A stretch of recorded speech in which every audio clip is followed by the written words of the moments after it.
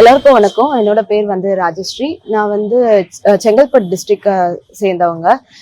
இப்போ நடந்த குரூப் 2 எக்ஸாம்ல நான் வந்து deputy commercial tax officer post எடுத்திருக்கேன். ஆக்சுவலி நான் வந்து 8 இயர்ஸா ப்ரிப்பேர் பண்ணிட்டு இருக்கேன். 3 வாட்டி மெயின்ஸ் எழுதியிருக்கேன்.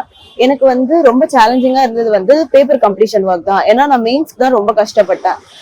இந்த வாட்டி நடந்த குரூப் 2 எக்ஸாம்க்கு நான் என்னென்ன ஸ்ட்ராட்டஜிஸ் ஃபாலோ பண்ணேன் அப்படின்னு பாத்தீங்கன்னா, எனக்கு ஃபிலிம்ஸ்க்கு ஹெல்ப்ஃபுல்லா இருந்தது வந்து ப்ரீவியஸ் இயர் கொஸ்டின் பேப்பர் தான். நான் வந்து அதை தான் கைடன்ஸா வச்சு படிச்சேன்.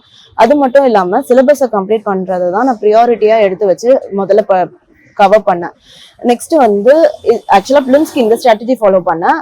மெயின்ஸ்க்கு நான் என்ன ஸ்ட்ராட்டஜி ஃபாலோ பண்ணேன்னா, நான் சொன்ன மாதிரி எனக்கு வந்து நான் ரொம்ப ஒரு ஸ்லோ ரைட்டர். அது மட்டும் இல்லாம கர்சிவ்ல எழுதுறதுன்றது எனக்கு வந்து வராது.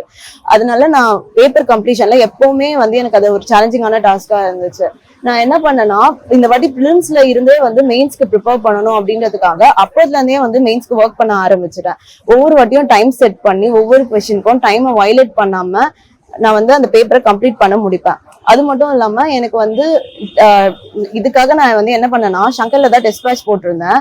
எனக்கு ஃபீட்பேக்கும் வந்து கொடுத்துருந்தாங்க. நான் என்னென்ன விதத்துல எல்லாம் கரெக்ட் பண்ணணும், எங்கெல்லாம் நான் மிஸ்டேக் பண்றேன், அதே மாதிரி எப்படி வந்து நான் ஆன்சரை ப்ரெசென்ட் பண்ணணும் அப்படின்றது முதல் கொண்டு எனக்கு ஃபீட்பேக்ல வந்து சொன்னாங்க. இதை வச்சுதான் நான் வந்து கரெக்ட் பண்ணேன்.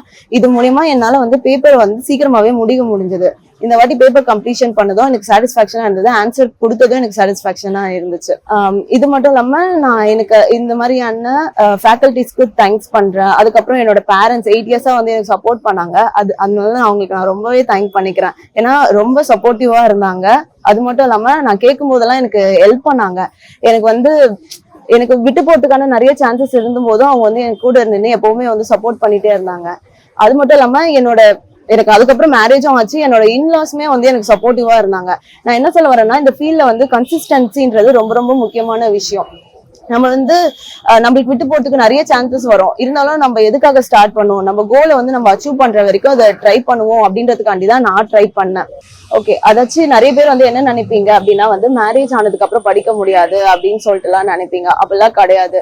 சப்போஸ் உங்களுக்கு கோல் இருந்துச்சுன்னா இந்த ப்ராப்ளம் தான் நான் வந்து எனக்கு மோட்டிவேட்டா இருந்துச்சு. where there is a will there must be a way. ஓகேவா? அதனால நான் அதை ஃபாலோ பண்ணி தான் படிச்சேன். கண்டிப்பா வந்து நீங்களும் ட்ரை பண்ணி பாருங்க.